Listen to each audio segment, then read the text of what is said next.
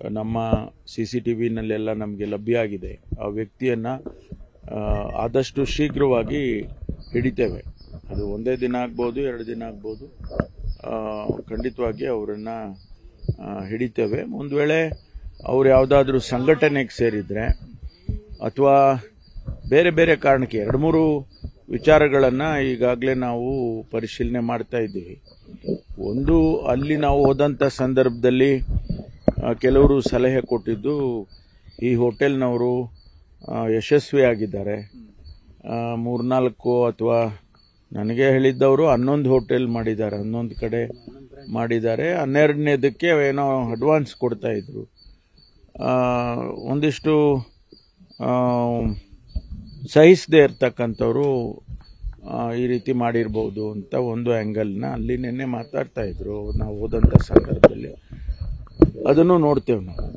ಜೊತೆಗೆ ಯಾವುದಾದ್ರೂ ಸಂಘಟನೆಯವರು ಬೆಂಗಳೂರಿನಲ್ಲಿ ಈ ಚುನಾವಣೆ ಬೇರೆ ಬರ್ತಾ ಇದೆ ಮತ್ತು ಯಾವುದಾದ್ರೂ ಉದ್ದೇಶದಿಂದ ಬೆದರಿಕೆ ಬೆಂಗಳೂರನ್ನು ಅನ್ಸೇಫ್ ಮಾಡಬೇಕು ಅಂತೇಳಿ, ಯಾಕೆಂದರೆ ಬೆಂಗಳೂರು ಈಗಾಗಲೇ ಭಾಳ ಜನ ಇನ್ವೆಸ್ಟರ್ಸ್ ಬರ್ತಿದ್ದಾರೆ, ಸರ್ಕಾರ ಸ್ಥಿರವಾಗಿದೆ ಅಂತ ಹೇಳಿ ಭಾಳ ಜನ ಇನ್ವೆಸ್ಟರ್ಸ್ ಬರ್ತಾ ಇದ್ದಾರೆ. ಈ ಸಂದರ್ಭದಲ್ಲಿ ಬೆಂಗಳೂರಿಗೆ ಈ ರೀತಿ ಮಾಡಿದರೆ ಇನ್ವೆಸ್ಟರ್ಸ್ ಬರೋದಿಲ್ಲ ಅಂತಲೋ ಅಥವಾ ಬೇರೆ ಇನ್ನೇನು ಕಾರಣ ಇರುತ್ತೋ ಗೊತ್ತಿರೋದಿಲ್ಲ. ಅದನ್ನು ನಾವು ಭೇದಿಸ್ತೇವೆ, ಯಾವ ಕಾರಣಕ್ಕೂ ಬಿಡೋದಿಲ್ಲ. ಅದೆಷ್ಟೇ ನಮಗೆ ಕಷ್ಟ ಆದರೂ ಕೂಡ ಇದನ್ನು ಭೇದಿಸ್ತಕ್ಕಂಥ ಕೆಲಸವನ್ನು ನಮ್ಮ ಇಲಾಖೆಯವರು ಮಾಡ್ತಾರೆ.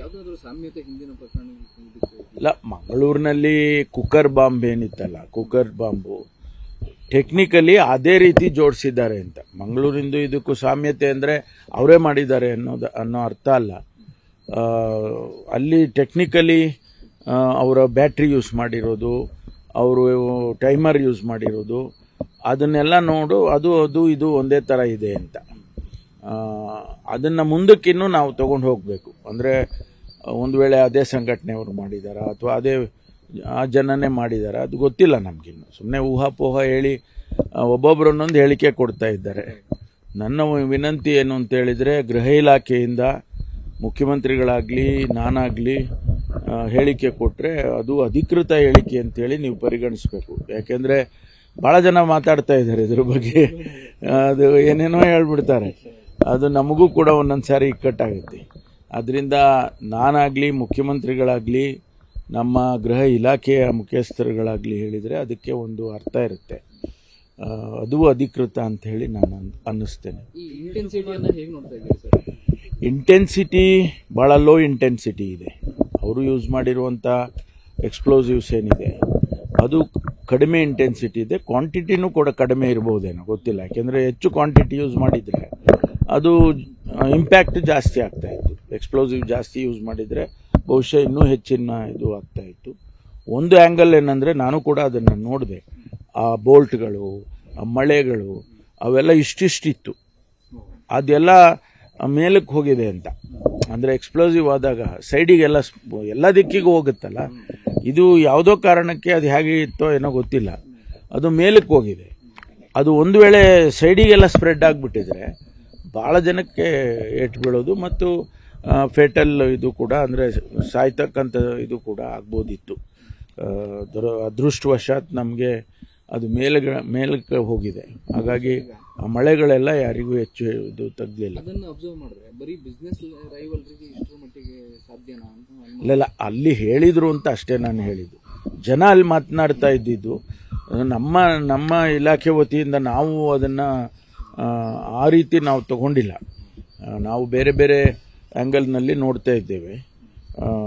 ಅಲ್ಲಿ ಜನ ಹೋದಂಥ ಸಂದರ್ಭದಲ್ಲಿ ನೋಡಿ ಸರ್ ಇದು ಈ ಥರ ಇವರು ಭಾಳ ಯಶಸ್ವಿ ಆದರು ಅಂತ ಹೊಟ್ಟೆವರಿಗೆ ಯಾರೋ ಮಾಡಿರ್ಬೋದು ಅಂತ ಏನೋ ಆ ಥರ ಮಾತಾಡ್ತಿದ್ರು. ಬಿಟ್ಟರೆ ನಾವು ಅದನ್ನು ಮನಸ್ಸಲ್ಲಿ ಇಟ್ಕೊಳ್ತೇವೆ, ಆದರೆ ಅದು ಮುಖ್ಯ ಅಲ್ಲ. NIA ಇದ್ರಲ್ಲ, ಜೊತೆಯಲ್ಲೇ ಇದ್ದಾರೆ, ಅವರು ಇದ್ದಾರೆ, NIA ಅವರು ಇದ್ದಾರೆ ಮತ್ತು ಈಗ NSG ಅವರು ಬಂದಿದ್ದಾರೆ. ಅವರು ಯಾಕೆಂದರೆ NIA NSG ಯಾಕೆ ಬಂದಿದೆ ಅಂದರೆ, ಇದು ಎಲ್ಲಾದರೂ ನ್ಯಾಷನಲ್ ಸಂಘಟನೆಗಳು ಏನಾದರೂ ಇನ್ವಾಲ್ವ್ ಆಗಿದ್ದರೆ ಅವರಿಗೆ ಗೊತ್ತಿರುತ್ತೆ, ಅವ್ರಿಗೆ ಮಾಹಿತಿಗಳು ಇರುತ್ತವೆ, ಅದನ್ನು ಅವರು ಟ್ಯಾಲಿ ಮಾಡ್ತಾರೆ.